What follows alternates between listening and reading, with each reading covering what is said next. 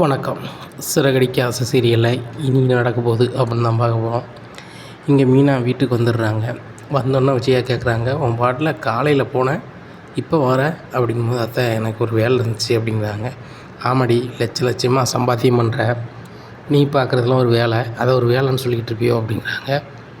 உடனே இல்லை தானே, லட்சக்கணக்கில் சம்பாதிக்கலை, ஆனாலும் சுயமாக தந்த உழைக்கிறேன், யாரையும் மாதிரி நான் ஏமாற்றிட்டு நான் சொந்தமாக கடை வச்சுருக்கேன் அப்படி இப்படின்னு சொல்லலை, நான் என்னால் முடிஞ்சதை பார்க்குறேன் அப்படிங்கும்போது ரோகிணி வராங்க. என்ன நினச்சிட்ருக்கீங்க மீனா, என்னையே நீங்கள் சொல்லி பேசிகிட்ருக்கீங்க அப்படிங்கும்போது, உங்களெல்லாம் சொல்லி பேசலை, பொதுவாக சொன்னேன், நான் உழைக்கிறேன் வைக்கிறேன்னு சொன்னேன் அப்படிங்கிறாங்க. நாங்கள்லாம் உழைக்கலையா அப்படிங்கும்போது, ரோகிணி நானே வேறு கடுப்பில் இருக்கேன், என்கிட்ட ஏதாவது வாங்கி கட்டிக்காதீங்க அப்படிங்கும்போது, என்ன மீனா ரொம்ப ஓவராக பண்ணுறீங்க அப்படிங்கும்போது, ரோகிணி உங்களுக்கெல்லாம் மரியாதை அவ்வளோதான், நானே வேறு கடுப்பில் இருக்கேன் சரிதானா, அத்தைக்கு நான் மரியாதை கொடுத்து பேச முடியும், உங்களுக்கெல்லாம் நான் வந்து அதை கொடுக்கணும்னு நீங்கள் எதிர்பார்க்காதீங்க, உங்களுக்குன்னு ஒரு மரியாதை வச்சுருந்தேன், நீங்கள் கெடுத்துக்காதீங்க பேருங்க அப்படிங்கிறாங்க.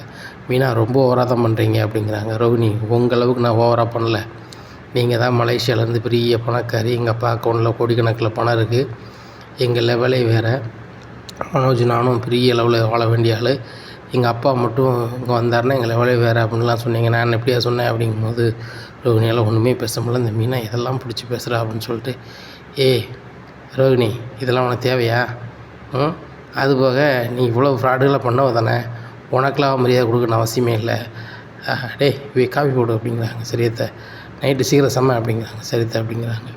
இங்கே காஃபி போட்டு கொடுக்குறாங்க. உடனே ரோகிணி வந்து விஜயாட்ட சொல்கிறாங்க, அத்தை நீங்கள் என்ன வேணாலும் பேசுங்க, மற்றவங்க பேசுறதுக்கு சரியாக வராதில்ல அப்படிங்கிறாங்க. இங்கே பாரு, அந்த மீனா கஷ்டப்பட்ட வீட்டிலேருந்து வந்தாலும் உண்மையை சொல்லிட்டு வந்தா, நீ அப்படி இல்லை, ஃபுல்லும் ப்ராடு, இன்னும் என்னெல்லாம் ப்ராடு பண்ணிகிட்ருக்கேன்னு தெரியல அப்படிங்கும்போது, அத்தை என்னத்தை இப்படி பேசுகிறீங்க, நான் உங்கள் மேலே எவ்வளோ பாசம் வச்சுருக்கேன், பாசம் வச்சுருக்கிறதுனால தானே உங்களுக்கு செயின் அது இதெல்லாம் வாங்கிட்டு வரேன் அப்படிங்கிறாங்க. இந்த செயினை கொடுத்தா மட்டும் இந்த விஜயா வந்து நீ சொல்லுறதெல்லாம் கேட்டுருவோன்னா, நான் விஜயா வந்து யார் சொல்லியும் கேட்க மாட்டா அப்படிங்கிறாங்க. அத்தை அடுத்த வாரம் ஒரு பெரிய ஒரு ஆர்டர் ஒன்று வருது, அது வந்தால் கூட உங்களுக்கு நான் கண்டிப்பாக செயின் தான் எடுப்பேன் அப்படிங்கும்போது, ஆர்வக்குளாரில் ரோகிணி எதுவும் சொல்லிட்டோமா அப்படின்னு சொல்லிட்டு, இல்லைம்மா புரிஞ்சுக்க, நீ வந்து நிறைய பொய் சொல்லியிருக்க, அதனால் இங்கே இருக்கவங்க அப்படி தான் பேசுவாங்க, நீ போய் ரெஸ்ட் எடுப்போ அப்படிங்கிறாங்க. சரியத்தை அப்படின்னு சொல்லிட்டு சிரிச்சுக்கிட்டே போகிறாங்க. நான் அடுத்த வாரம் உங்களுக்கு ஒரு செயின் வாங்கி தரேன்னொன்னே ஆண்டியோட பாவனைலாம் மாறுதில்ல, கண்டிப்பாக நான் அந்த ரோகிணி மாற்றி காட்டுறேன், எப்படியாவது மனோஜை என் கையில் வச்சுக்கிட்டு இந்த வீட்டிலேருந்து சிட்டாக கிளம்பி போகிறேன். அப்புறம் வந்து இந்த விஜய் அடையம்மான்னுக்கிட்டு இருக்க போகிறாங்க. அதுக்கப்புறம் இந்த மீனாவோ இந்த சுருதியோ இந்த முத்தோ யாரோ என்ன பேச போகிறதில்ல, பேசுறது நான் கேட்க போகிறதும் இல்லை. மனோஜ் எங்களுக்கும் தனி வீடு, எங்களுக்குன்னு தொழில் பிஸ்னஸ் இருக்குது, நான் எப்படியாவது மனோஜை கைக்குள்ளே போட்டுக்கிட்டு எப்படி நம்ம முன்னாடி பார்லரில் கல்லாவில் ஆட்டையை போட்டோமோ அதே மாதிரி மனோஜை ஆட்டையை போட்டு கல்லாவிலேருந்து கொஞ்சம் கொஞ்சமாக காசை அதிலேருந்து எடுத்து கண்டிப்பாக நம்ம ஒரு பார்லர் வச்சிடணும், அந்த காசு இருக்கிற விஷயம் மனோஜ் கூட தெரியக்கூடாது அப்படின்னு நினைக்காங்க இந்த ரோகிணி. மீனா இங்கே சமையல்லாம் பண்ணி வச்சுட்டு உட்காந்துருக்குறாங்க. முத்தை காணவே இல்லை.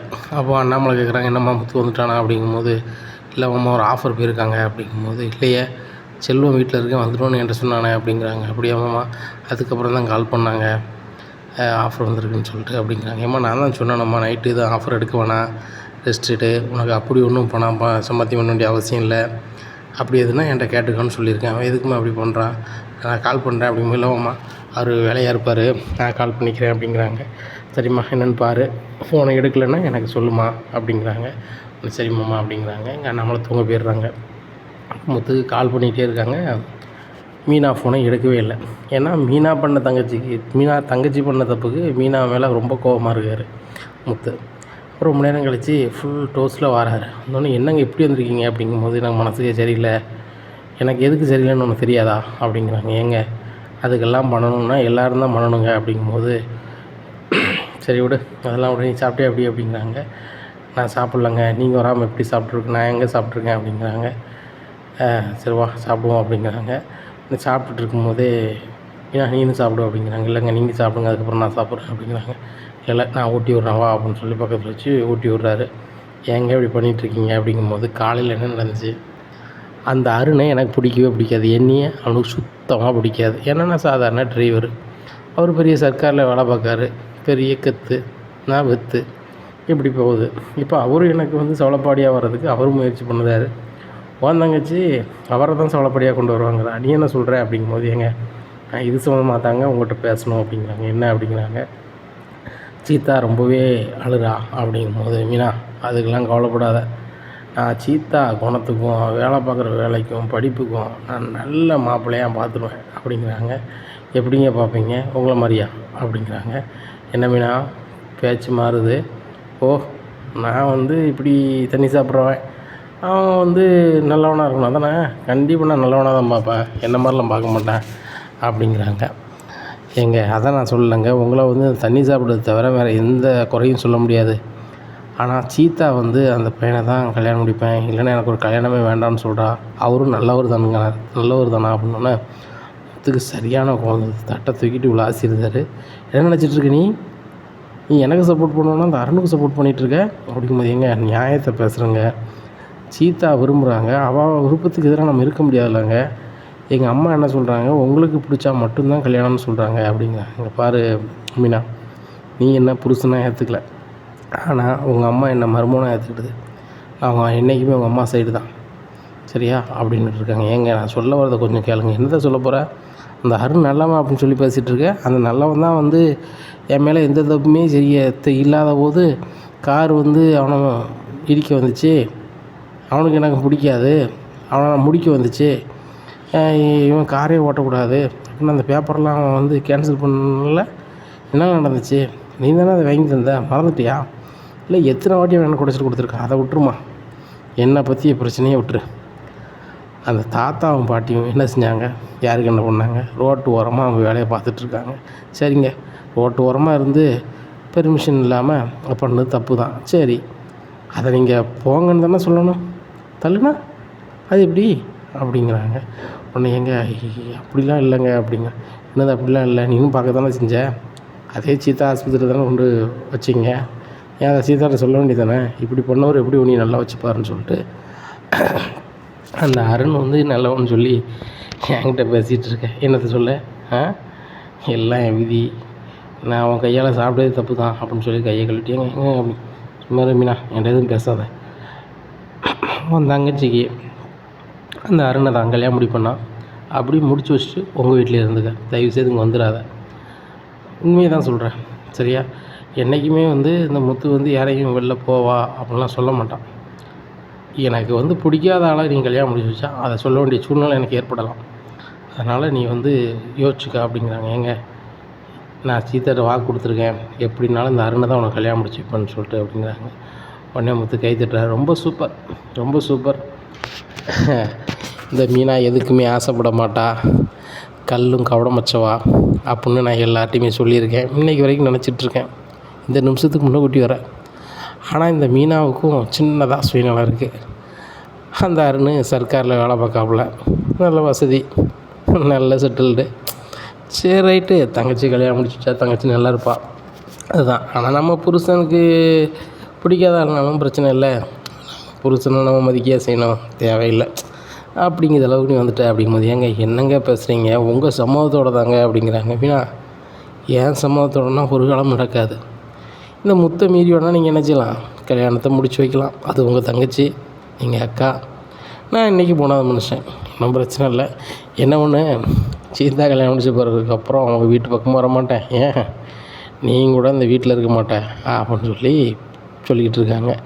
இதை விஜயா இவங்க பேசுனது எல்லாமே ஒட்டு கேட்டுக்கிட்டு இருக்காங்க. ஓ அந்த சீதா ஒரு போலீஸ்காரனை பின்னாடி லாந்தாங்க வைக்காங்கன்னு சொன்னாங்களே, ஓ அப்போ அவன் விரும்புதானா, அவனை தான் கல்யாணம் பண்ணணும்னு ஒத்த காலில் நிற்காளா, இந்த மீனாவும் அவனை தான் கல்யாணம் பண்ணிக்கணும்னு நினைக்காளா, இதுக்கு முத்துக்கு பிடிக்கலை, இதையே ஊதி ஊதி பெருசாக்கி இவங்களுக்குள்ளே விரிசலை உருவாக்கி இந்த வீட்டுக்கே இந்த மீனா வரக்கூடாது. அதுக்கப்புறம் மனோஜ் வேலையை ஆரம்பிச்சிட வேண்டியதான், ரோகிணியை பைய நினைச்ச வேண்டியதான், தட்டி விட்டுற வேண்டியதான். அதுக்கப்புறம் அந்த வீட்டில் 2 பேருக்கும் நல்ல வசதியான இடத்துல பொண்ணை பார்த்து கட்டி வச்சிட வேண்டியதான். அந்த முத்தை நம்மளுக்கு பிடிக்கலனாலும் ஒரு வசதியானவன் அந்த வீட்டில் இருந்தால் 3 மருமூணு நல்ல வசதியை விற்கத்தான் இருக்காள்வா அப்படின்னு சொன்னால் எனக்கு மறுவாதி தானே அப்படின்னு சொல்லி நினைக்காங்க. ரொம்ப சிரிச்சுக்கிட்டே ரூமுக்குள்ளே போகிறாங்க. பண்ணாமல் கேட்குறாங்க, என்ன விஜயா ரொம்ப சிரிச்சுக்கிட்டே வர அப்படிங்கும்போது, இல்லைங்க நான் உலகத்தை நினச்சேன் அப்படிங்கிறாங்க. முதல்ல உன்னே உனக்கு 3 புள்ளிகள் இருக்குது, அதை இந்த குடும்பத்தில் நம்ம வந்து மூத்த ஆள், நம்ம 4 பேருக்கு புத்திமதி சொல்லணும் அப்படின்னு உனக்கு 4 பேருக்கு புத்திமதி சொல்லணும்னு நினைக்காத அப்படிங்கும்போது, ஏங்க என்னங்க இப்படி வரி விளம்பரம் மாதிரி வரி வரியாக பேசிகிட்டு இருக்கீங்க அப்படிங்கும்போது, உள்ளது தானே சொல்லுதேன். இந்த வீட்டில் 3 மருமகளையும் ஒன்றா பாரு, 3 பையன் மாதிரியும் ஒன்றா பாரு, நீ வந்து ஒரு மாமியார் மாதிரி இருன்னு நான் சொல்கிறேன், கேட்க மாட்டேறேன், என்ன பண்ண முடியும் அப்படிங்கும்போது, ஏங்க இதையே சொல்லிக்கிட்டு இருக்காதுங்க, தூங்குங்க அப்படிங்கிறாங்க. எங்கள் மீனா சாப்பிடாமையே தூங்கிடுறாங்க. அப்போ முத்து எழுப்புதாரு, இங்கே பாரு எந்தி, என் மேலே உனக்கு அக்கறை இல்லாமல் இருக்கலாம், உன் மேலே எனக்கு அக்கறை இருக்குது, முதல்ல சாப்பிடு அப்படிங்கிறாங்க. ஆமாங்க, அக்கறை இருக்க போய் தான் இப்படி தண்ணி சாப்பிட்டு வரீங்க அப்படிங்கும்போது, மீனா அதை பற்றி பேசாத, நீ சாப்பிட்னா சாப்பிடு அப்படிங்கிறாங்க. எனக்கு சோறு வேண்டாம் அப்படிங்கிறாங்க. சோறு வேண்டாம்னா, சோறு நீ தானே சமைச்சா அப்படிங்க, நான் தான் சமைச்சேன் எனக்கு தெரியும், எனக்கு வேண்டாம் அப்படிங்கிறாங்க. அதுக்கு மேலே இருப்போம் அப்படின்னு சொல்லிட்டு முத்து தூங்கிடுறாரு. காலையிலேயே முத்து வந்து மீனாவுக்கு முன்னாடி எழுந்திரிச்சி வண்டிக்கு போயிடுறாரு. மீனா கால் பண்ணி பார்க்காங்க, ஃபோனையும் எடுக்கலை. எப்படியும் மீனா வந்து அந்த அருண் சம்மந்தமாக பேசுவாங்கன்னு சொல்லி கடுப்புலேயே முன்னாடி போயிருந்தாங்க. அப்போது மீனா வீட்டு வேலையெல்லாம் செஞ்சு வச்சுட்டு நேராக ஸ்டாண்டுக்கு வராங்க. இவ்வளோ நேரத்துக்கே வந்திருக்கீங்க ஸ்டாண்டுக்கு என்ன அப்படிங்கிறாங்க. ஒரு ஆஃபர் வந்துச்சு அதான் வந்துட்டேன் அப்படிங்கிறாங்க. ஏங்க ஆஃபர் வந்தால் என்கிட்ட சொல்லிட்டு தானே வருவீங்க, சொல்லாமே வந்துடுவீங்களா அப்படிங்கும்போது, மீனாங்க பாரு நான் ரொம்ப கடுப்பில் இருக்கேன், நம்ம வீட்டில் போய் பேசிக்கலாம், நீ வீட்டுக்கு கிளம்பு அப்படிங்கும்போது, இல்லைங்க இங்கேயே பேசி முடிவு பண்ணிக்கலாம், என் தங்கச்சி விரும்புறதுக்கு நான் என்னங்க பண்ணுவேன் சொல்லுங்கள், அவள் அந்த அருணை தான் கட்டுவாங்கிறான், நான் தங்கச்சி சைடில் நிற்கிறதா புருஷன் சைடில் நிற்கிறதா, எனக்கு வந்து எல்லாரோட நீங்கள் முக்கியம்தான், அது இல்லைங்களே, ஆனால் சீதாவும் எனக்கு புள்ள மாதிரி தானேங்க, எங்கள் அப்பாவுக்கு அப்புறம் நான் தானேங்க அங்கே அந்த வீட்டில் நின்று பார்க்கணும், அந்த வீட்டு மூத்த பையன் மாதிரி நான் தானேங்க, எல்லாமே நான் தானேங்க நின்று செய்யணும் அப்படிங்கும்போது, மீனா நீ பண்ணுறதுலையோ பேசுகிறதையோ சரிதான், ஆனால் அந்த அருண் சரி கிடையாதே, அந்த அருணுக்கு நீ கல்யாணம் பண்ணி வைக்க அப்படின்னு சொல்லும்போது நான் பிடிக்க மாட்டாங்குது அப்படிங்கும்போது, இல்லைங்க அதை யோசிக்கலாம், அவரும் உங்களை மாதிரி நல்லவர் தான் அப்படின்னு சீதா சொல்கிறா அப்படிங்கும்போது, இங்கே பாரு மீனா, நம்மளுக்கு அந்த அருணை பற்றி ஃபுல் அண்ட் ஃபுல்லாக தெரியும், சீதாவுக்கு தெரியாது. தாத்தா பாட்டி விஷயத்துலேயே இவங்க அப்படி நடந்துக்கிட்டாருன்னா இவர்கிட்ட என்னத்தை ஒரு அன்பு இருக்குது சொல்லுப்பார். சீதாவெலாம் ஒழுங்காகவே பார்த்துக்க மாட்டான் மனுஷன் அப்படின்னுட்டு இருக்கும்போது, எங்க சீதா வந்து அவர் தான் வேணும், இல்லைன்னா கல்யாணமே வேண்டான்னு சொல்கிறா, ஏன்னா கல்யாணம் முடியாமல் இருந்தால் சரியா அப்படிங்கும்போது, இங்கே பாரு மீனா, ஒரு நல்லவனை கல்யாணம் பண்ணி நல்ல மாதிரி வாழ்ந்தா கல்யாணம் பண்ணதில் ஒரு அர்த்தம் இருக்குது.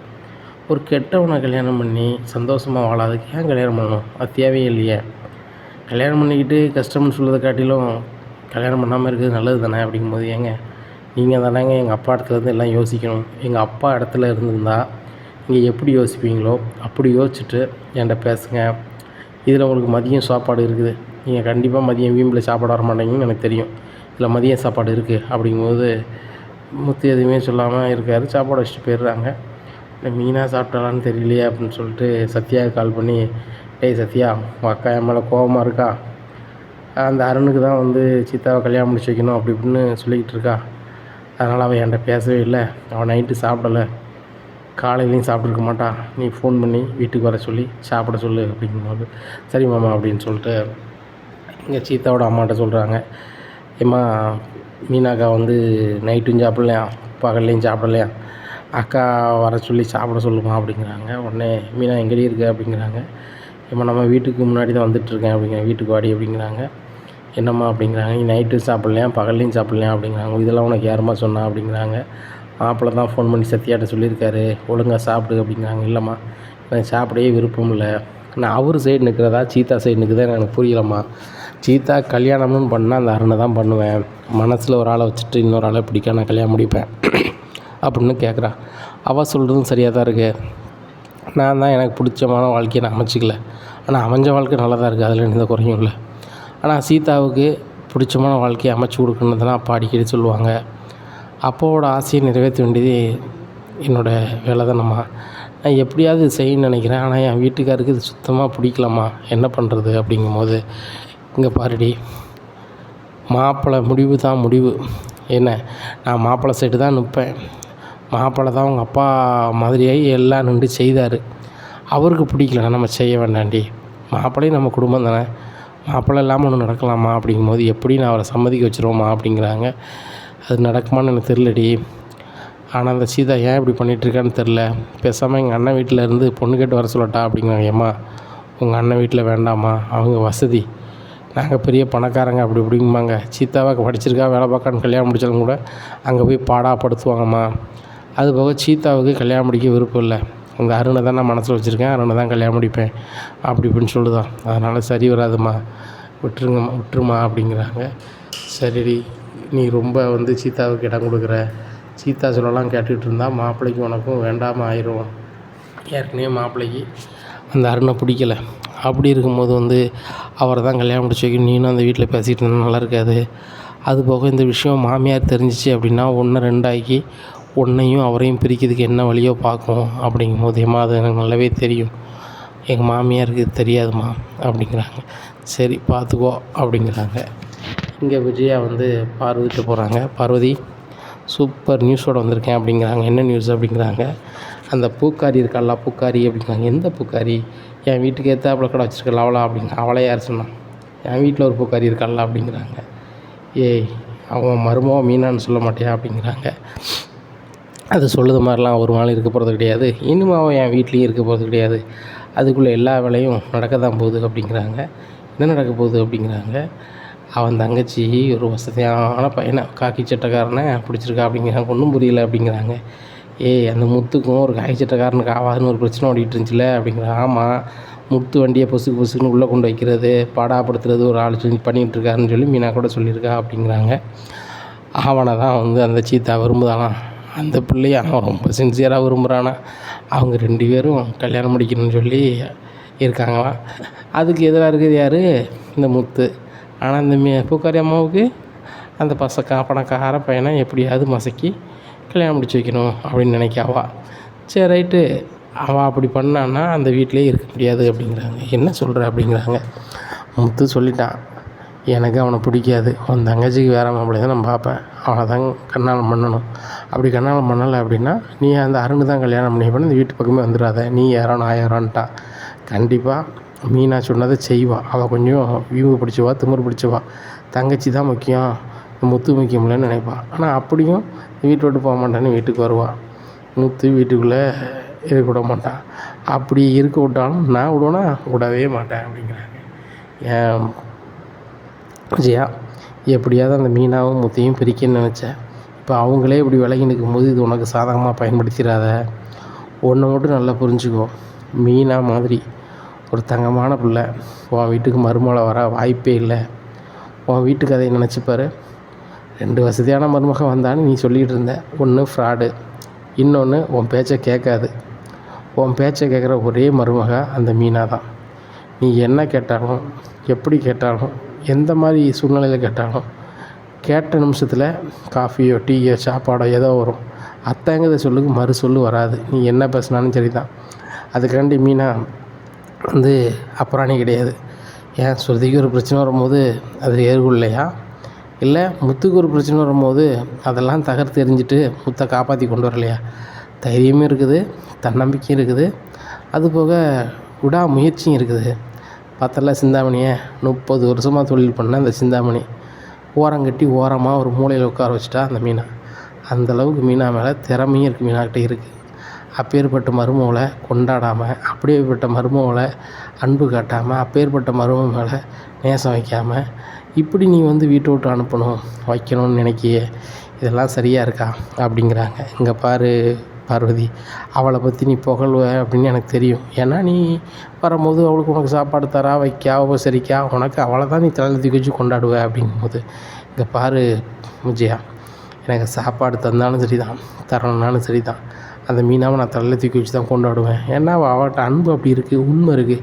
அத்தை அப்படின்னா அந்த அத்தைங்கிறத சொல்லு உண்மையாக அவள் மனசுலேருந்து வரும்.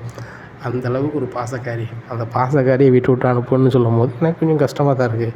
அப்படிங்கும்போது அப்போ நீ என் சைடில் நிற்க மாட்டேன், அந்த மீனா சைடு தான் நிற்பேன், ஏன் அந்த முத்து சைடு கூட நிற்க மாட்டேன் அப்படிங்கும்போது, முத்து நல்லவன் தான்.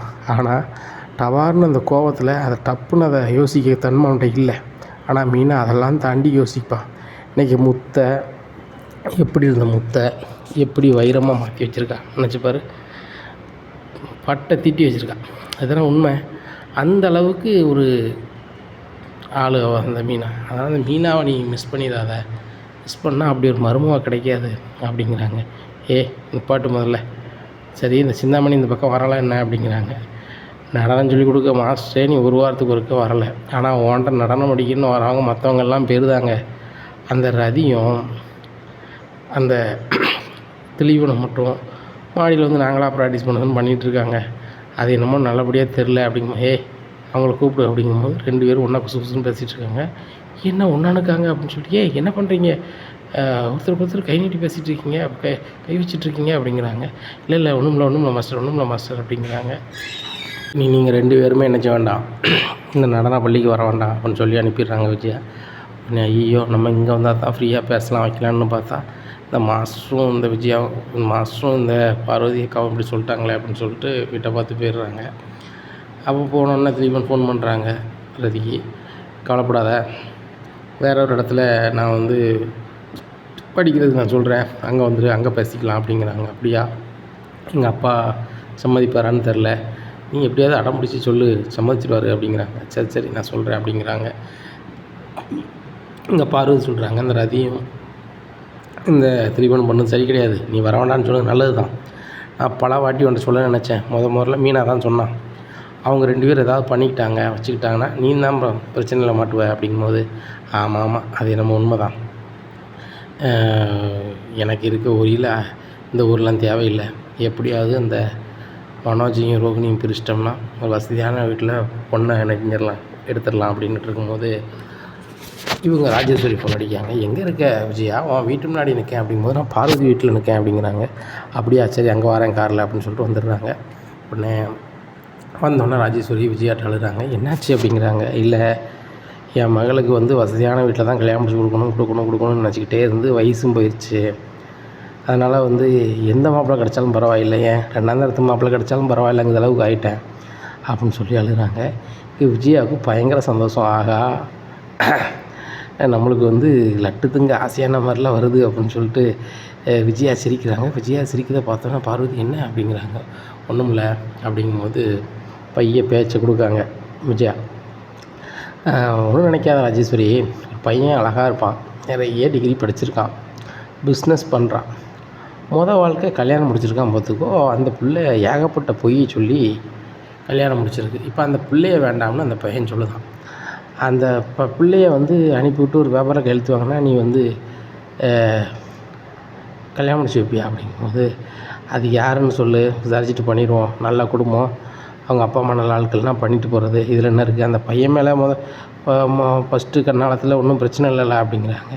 அது ஒன்றும் பிரச்சனை இல்லை, அந்த பிள்ளைய அவனுக்கு பிடிக்கவே இல்லை, அவங்க 2 பேரும் பிள்ளைய குட்டி ஏதோ கிடையாது, ஒன்றும் பிரச்சனை இல்லை அப்படிங்கும்போது இதுதான் முக்கியம், எதுவும் இல்லைன்னா பிரச்சனை இல்லை, நம்மளுக்கு கொள்ள வசதி இருக்குது, ஆனால் வந்து இது இல்லைல்ல, நம்மளுக்கு அந்த பிள்ளைக்கு கல்யாணம் முடியலன்னு ஏகப்பட்ட பேர் என்ன நம்ம சொல்லுதாங்க, எங்களுக்கு அப்புறம் சொத்து எல்லாமே அவளுக்கு தானே அப்படிங்கிறாங்க. உனக்கு அப்புறம் தானே அப்படிங்கல. இல்லை, நான் கல்யாணத்தோடையே ஒரு 500-600 நான் போடுவேன், ஒரு 20 கோடி ரூபா கையில் கொடுப்பேன், என்ன அது போக பிஸ்னஸ் எதுவும் பண்ணுதாருன்னா அவருக்கு ஹெல்ப் பண்ணுவேன், என்ன வேணாலும் பண்ணுவேன், அது போக எங்களுக்கு அப்புறம் ஒரு 30-40 கோடி ரூபா நம்மளுக்கு சொத்து இருக்கும், அதுவும் அவங்களுக்கு தான் அப்படிங்கிறாங்க. இதை கேட்டால் விஜயாவுக்கு பயங்கர சந்தோஷம். உடனே சூப்பர் பையன் இருக்கான் அப்படின்னு சும்மா அப்படின்னு சொல்லிகிட்டு இருக்காங்க. சூப்பர் பையனை எதை சொல்கிறேன் அப்படிங்கிறாங்க. வேறு யாரையா, மனோஜ் தான் சொல்கிறேன் அப்படிங்கிறாங்க. அவன் தான் ரோகிணி கூட வாழ்ந்துட்டுருக்கானே அப்படிங்கிற. ரோகிணியை பிடிக்காமல் இருந்துகிட்ருக்கான், பேச்சுக்களே கிடையாது, அதை என்ன பண்ணணும் ஏது பண்ணணுங்கிறதுக்காக தான் உட்காந்துட்ருக்கேன், அதான் என்ன பண்ணலாம் சொல்லு அப்படிங்கிறாங்க. இங்கே பாரு, இதில் நான் என்ன ஐடியா கொடுக்குறது, முதல்ல அவன்கிட்ட ஒரு பேப்பரில் கழுத்து வைங்க, இந்த வீட்டை விட்டு அனுப்புங்க, அதுக்கப்புறம் ஒரு மாதம் கழிச்சு சொல்லு, உன் பையனுக்கும் என் அம்மாவுக்கும் பேசணும்னா பேசிக்கலாம், நீ நானும் ஃப்ரெண்டு, இதுக்கு மேலே நம்ம என்னத்தை பேசணும் அப்படிங்கிறாங்க. அது என்னமோ உண்மை தான், நல்ல செய்தியை சொன்னேன் ராஜேஸ்வரி அப்படிங்கும்போது சரி நான் விஜயா நான் போயிட்டு வரேன் அப்படின்னு சொல்லி கிளம்பி போகிறாங்க. இங்கே விஜயாவுக்கு பயங்கர சந்தோஷம். பார்வதி, இதுதான் லக்குங்கிறது அப்படிங்கிறாங்க. விஜயா என்ன நீ பேசுகிற, அவங்க 2 பேரும் நல்ல ஒரு ஜோடி, நல்ல மாதிரி இருக்காங்க, பணத்துக்காக அவங்கள பிரிக்காத, இங்கே பணத்துக்காக தான் என் பையனை வந்து ஒரு வசதியான பிள்ளையை கல்யாணம் முடிச்சு வச்சேன், அப்போ ஐயா வீட்டுக்கே கூட்டி போயிட்டான், அதே மாதிரி மனோஜ் அவன் கூட்டி போயிட்டான்னா என்ன பண்ணுவேன், புரிஞ்சுக்க, இந்த ரோகிணிக்கு ஒன்றுமே இல்லாதவா இருந்தாலும் உன் வீட்டில் உன் சொல்ல கேட்டுக்கிட்டு இருக்கா, அவள் உழைக்கிறதெல்லாம் ஓண்ட கொண்டு தாரா, இப்போ நீ கழுத்தில் புதுசாக செயின் போட்டிருக்கேன்னு பீத்திக்கிட்டு இருக்கியே, அந்த செயினுமே அவள் தந்தது தானே அப்படிங்கிறாங்க. இதெல்லாம் என் தந்தி, நீ இந்த விஜயாவை குளிரிக்க முடியாது, நான் ராஜேஸ்வரிக்கு வாக்கு கொடுத்துட்டேன், ராஜேஸ்வரி மோளை தான் நான் மருமோளாக கொண்டு வர போகிறேன், ராஜேஸ்வரி மோவா என் வீட்டுக்கு வரும்போது அவள் கோடியில் வர போகிறான், மனோஜ் கோடீஸ்வரன் ஆக போகிறான். இன்றைக்கி மனோஜுக்கு வெறும் 30 லட்சம் தானே கடை இருக்குது, இந்த 30 லட்சம்லாம் 1/4 கொசுருக்கு சமம் அவன் மனோஜ்கிட்ட வந்து ஒரு 40 கோடியை கொடுத்தா அது 4000 கோடி ஆக்கிடுவான் அப்படிங்கிறான். யார்? இந்த மனோஜ். 40,000 கோடியை கொடுத்தாலும் 4 கோடியை ஒன்றும் இல்லாமல் ஆக்கிடுவான் அப்படிங்கிறான். பார்வதி, நீ இந்த முத்து மீனையும் வசதி பிடிச்சிக்கிட்டு திறமை இருக்க மனோஜை வந்து நீ சொல்லாத அப்படிங்கிறாங்க. ஆமாம், நீ தான் நினைக்கணும் மனோஜ் உன் மேலே பாசம் வச்சுருக்கான், திறமையாக இருக்கான், அப்படி இருக்கான் இப்படி இருக்கான்னு சொல்லிட்டு. அது எல்லாமே நடிப்பு விஜயா, எல்லாம் கொஞ்சம் காலம்தான் அப்படிங்கிறாங்க.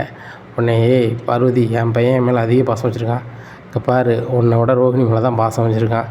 நீ வேண்டான்னு சொன்னாலும் என் முன்னாடி எனக்கு வேணும்மா, ஏன்னா அதுக்கு மேலே நீ ஓவராக பண்ணால் போம்மான்ட்டு போய்கிட்டே இருப்பான் அப்படிங்கிறாங்க. உடனே பார்வதி, இப்படிலாம் சொல்லாத, நீ நினைக்கிற மாதிரி இல்லை. என் மனோஜ் என் பேச்சு மட்டும் தான் கேட்பான். நான் அவன் மேலே எவ்வளோ பாசம் வச்சுருக்கேன் தெரியுமா? எங்கள் வீட்டில் 3 பையங்க, 3 பையங்களையும் நான் பெரிய அளவாக படிக்க வச்சேன். மனோஜை தான் படிக்க வச்சேன். ஏன்னா மனோஜ் என் சொல்ல அப்படி கேட்பான். அப்போத்துலேருந்து இப்போ வரைக்கும் அப்படி தான். அம்மா தான் முக்கியம். என் சொல்லுக்கு மீறி அவன் ஒன்றுமே பண்ண மாட்டான். ஏன் ரோகிணி உழைச்சி கொண்டு ஏன்ட்ட தான் தரணும்னு சொன்னான். அவன்கிட்ட கொடுக்கணும்னு சொல்லலையே. அவனுக்கு கடை இருந்தாலும் கூட எனக்கு அந்த செயினை கொண்டு ஏன்ட்ட தாங்க, அடை வச்சு தாங்க, விற்று தாங்கன்னு அவன் கேட்கலையே. பணத்தை என்கிட்ட கொடுன்னு சொல்லலையே. எல்லாம் பாசம்தான். என் மேலே அவ்வளோ பாசமாக இருக்கான் அப்படிங்கிறாங்க. நீ நினச்சிக்கிட்டே இருக்க வேண்டியதான். மனோஜ் வந்து அப்படிலாம் கிடையாது, ரோகிணி சைடில் தான் நிற்பான். நீ வேணான்னு பாரு, இக்கட்டான சூழ்நிலை வரும்போது அதுவே உனக்கு புரியும் அப்படிங்கிறாங்க. அதெல்லாம் ஒன்றும் புரியாது, உன்கிட்ட பேசிக்கிட்டு இருந்தால் பேசிகிட்டே இருக்க வேண்டியதான் அப்படின்ட்டு இருக்காங்க. உடனே ஒரு ஃபோன் வருது. மாஸ்டர், நான் வந்து சிந்தாமணி பேசுகிறேன் அப்படிங்கிறாங்க. நீங்கள் எதுக்கு எனக்கு கால் பண்ணுறீங்க அப்படிங்கிறாங்க. என்ன மாஸ்டர், புதுசாக அவங்க மருமக மேலே பாசம் வந்துருச்சு அப்படிங்கிறாங்க. எனக்கு பாசம் ஒன்றும் வரல, நீங்கள் வந்து பண்ணுறதுனால எங்கள் வீட்டில் எங்களுக்குள்ளே வருது. என் வீட்டுக்காரர் சொல்லிட்டாரு உங்கள்கிட்ட பேசக்கூடாது வைக்கக்கூடாதுன்னு சொல்லிட்டு, நீங்களாம் எனக்கு கால் பண்ணாதீங்க அப்படின்னு சொல்லிக்கிறாங்க. உடனே சரி மாஸ்டர் அப்படின்னு ஃபோனை வச்சிடுறாங்க. இந்த விஜயா வச்சு மீண்டும் ஏதாவது ஒரு பழக்கத்தை பிடிச்சி அந்த மீனா தொழிலை ஏதோ ஒரு வகையில் இணைஞ்ச பண்ணலாம், உரி பண்ணலான்னு பார்த்தா ஒன்றுமே பண்ண முடியலையே. என்ன பண்ணலாம், இந்த விஜயாவை எப்படி கவுக்கலாம் அப்படின்னு சொல்லி நினைக்காங்க. இந்த விஜயா நகை மேலே ரொம்ப ஆசை பிடிச்சவல்ல, அந்த விஜயாவை கவுக்கணும்னா ஒரே வழி தான் அப்படின்னு சொல்லிட்டு நேராக ஒரு நகை கடைக்கு போகிறாங்க. ஒரு நகை கடைக்கு போய் 10 பவுனில் 4 உடன் ஜங்கிலி வாங்குதாங்க. உடனே இது கொஞ்சம் சின்னதாக இருக்குது அப்படி இப்படின்னு சொல்லி கடைக்காரங்க சொல்லுதாங்க. சரி ரைட்டு, அப்போ ஒரு 15 பவுனில் தாங்கன்னு சொல்லி 15 பவுனில் 4 உடன் ஜங்கிலி வாங்குதாங்க. வாங்கிட்டு நேராக பார்வதி வீட்டுக்கு போகிறாங்க. சிந்தாமணி, நான் தான் உங்கள்கிட்ட பேச விரும்பல, நீங்கள் என்கிட்ட ஃபோனில் கூட பேசாதாங்கண்ணே, நீங்கள் எதுக்கு நேரில் வந்தீங்க, என் வீட்டுக்காரர் தெரிஞ்சுட்டா அவ்வளோதான் அப்படிங்கிறாங்க. மாஸ்டர், நீங்கள் வேணால் என்ன எப்படி வேணாலும் நினைக்கலாம், நான் உங்களை ரொம்ப உயர்ந்த இடத்துல வச்சுருக்கேன். அது போக நீங்கள் மாஸ்டர், நான் நகை கடைக்கு போனேன், ஒரு 4 உடன் சங்கிலியை பார்த்தேன். அந்த சங்கிலியை பார்த்தோன்னா உங்கள் நினைவு வந்துச்சு, அதுதான் உங்களுக்காக வாங்கினேன், இதை கொடுத்துட்டு அப்படி போயிடலாமேன்னு சொல்லிட்டு தான் அப்படிங்கிறாங்க. இல்லை எனக்கு வேண்டாம் அப்படிங்கிறேன். இதை பாருங்கள் மாஸ்டர், பார்த்தா அவங்களுக்கு பிடிக்கும் அப்படின்னு சொல்லி அந்த நகையை திறந்து காமிக்காங்க. பார்த்தோன்னே விஜயா வாயை பொழக்காங்க. 10 ரூபா கொடுத்தாலே 10 மணி நேரம் பேசுவாங்க இந்த விஜயா. இந்த 4 உடன் ஜங்கிலி கொடுத்தா எப்படி வாயை பொழப்பாங்க. வாயை பொழந்துட்டு கொண்டாங்க அப்படின்னு சொல்லி அழகாத்தான் இருக்குது அப்படி இப்படின்னு சொல்லிட்டு வாங்கி என் கழுத்துக்கு போட்டு நல்லா தான் இருக்கணும் அப்படின்னு சொல்லி கழுத்தில் போட்டு கண்ணாடியே பார்க்காங்க. ரொம்ப சூப்பராக இருக்குது மாஸ்டர், இந்த செயினை வாங்கும் போது கூட அழகாக இல்லை, உங்கள் கழுத்தில் போட்டால் தான் அழகாக இருக்குது அப்படிங்கும்போது நல்லாவே சிங்சா தட்டுறீங்க அப்படிங்கிறாங்க பார்வதி. பார்வதி, நீங்கள் என்ன சொல்கிறீங்க, நான் அப்படிலாம் இது பண்ணல, மாஸ்டருக்கு இது நல்லா இருக்குன்னு தோணுச்சு, அதான் வாங்கிட்டு வந்தேன். மாஸ்டர் நான் கிளம்புறேன் அப்படிங்கிறாங்க. இன்னும் உடனே கிளம்பிட்டியே பார்வதி, முதல்ல காஃபியோடு அப்படிங்கிறாங்க. உடனே சிந்தாமணி சிரிக்கிறாங்க. ரைட்டு, 4 உடஞ்சங்கிலி வேலை செய்ய ஆரம்பிச்சிட்டு அப்படின்னு சொல்லி இந்த சிந்தாமணி நினைக்காங்க. உடனே காஃபி போட்டு கொண்டு கொடுக்காங்க. காஃபி குடிச்சிட்டு மாஸ்டர் நம்ம கிளம்பட்டுமா அப்படிங்க. கிளம்புறீங்க இருங்க, நம்ம 3 பேரும் சேர்ந்து போய் ஹோட்டலில் சாப்பிட்லாம் அப்படின்னு சொல்லி ஒரு ஹோட்டலில் சாப்பிட்றாங்க. உடனே சிந்தாமணி எதுவும் நினைக்காதீங்க, என் வீட்டுக்காரு சொன்னார் தான், நீங்கள் அப்படி சொல்லிட்டேன், நீங்கள் எனக்கு மேலே இவ்வளோ பாசம் வச்சுப்பீங்க தெரியாது அப்படிங்கிறாங்க. சரி நேராச்சு கிளம்புவோமா அப்படின்னு சொல்லி பார்வதி சொல்லுதாங்க. உடனே அதுக்குள்ளே எங்கே அவசரம், இருங்க சிந்தாமணி, உங்களுக்கு பிடிச்சமானது எதுன்னு சொல்லுங்கள், நான் வாங்கி தரேன் அப்படிங்கிறாங்க. மாஸ்டர், எனக்கு பிடிச்சமானது என் தொழில் தான், என் டெக்கரேஷன் தொழில் தான். அந்த தொழிலை மறுபடியும் நான் சிறப்பாக நடத்துறதுக்கு நீங்கள் தான் ஏதாவது வழி பண்ணணும் அப்படிங்கிறாங்க. நான் என்ன பண்ணணும்னு சொல்லுங்கள் சிந்தாமணி, நான் பண்ணுறேன் அப்படிங்கிறாங்க. மாஸ்டர், நான் சொல்கிறது இந்த பார்வதி அம்மாவுக்கோ உங்களுக்கே கூட தப்பாக தெரியலாம், ஆனால் என் தொழிலை நான் மறுபடியும் பண்ணணும்னா இது பண்ணால் மட்டும்தான் நான் 30 வருஷமாக பண்ணிகிட்டு இருந்த தொழிலை நான் சிறப்பாக பண்ண முடியும்.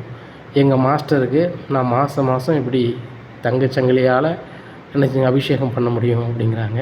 சிந்தாமணி, நீங்கள் என்ன சொல்லணும்னு சொல்லுங்கள், நான் பண்ணுவேன். எனக்கு அந்த மீனாவை சுத்தமாக துளியளவு கூட பிடிக்காது, நீங்கள் என்னன்னாலும் சொல்லுங்கள், நான் பண்ணுறேன் அப்படிங்கிறாங்க. மாஸ்டர், நான் சொல்லதை கேட்டு நீங்கள் நினச்சிக்கூடாது, அலறக்கூடாது அலற மாட்டேன் நீங்கள் சொல்லுங்கள் அப்படிங்கிறாங்க. அதனால் விஜயா காதில் சொல்கிறாங்க சிந்தாமணி. என்னத்த சொல்கிறாங்க அப்படின்னு சொல்லி பார்வதி முழிக்காங்க. இது சொல்லி முடித்தோடனே விஜயா முழிக்கிறாங்க. என்ன மாஸ்டர் இதை உங்களால் செய்ய முடியாதா அப்படிங்கிறாங்க. செய்ய முடியும். மாதம் நீங்கள் எனக்கு தங்கச்செங்கிலி எடுத்து தரேன்றீங்க, நான் அதை செய்ய மாட்டேனா? எனக்கு அந்த மீனாவோட தங்கச்செங்கிலி தான் முக்கியம் அப்படிங்கிறாங்க. சரி மாஸ்டர், பண்ணுங்கள் மாஸ்டர், உங்களுக்கு மாதம் 10% உங்களுக்கு பண்ணித்தர வேண்டிய என் பொறுப்பு அப்படிங்கிறாங்க. உடனே ஓகே அப்படிங்கிறாங்க விஜயா. இனி நடக்கும் அப்படிங்கிறத பொறுத்திருந்து பார்க்கலாம். நம்ம சேனலை நீங்கள் மறக்காமல் லைக் அண்ட் சப்ஸ்கிரைப் பண்ணுங்கள். நன்றி, வணக்கம்.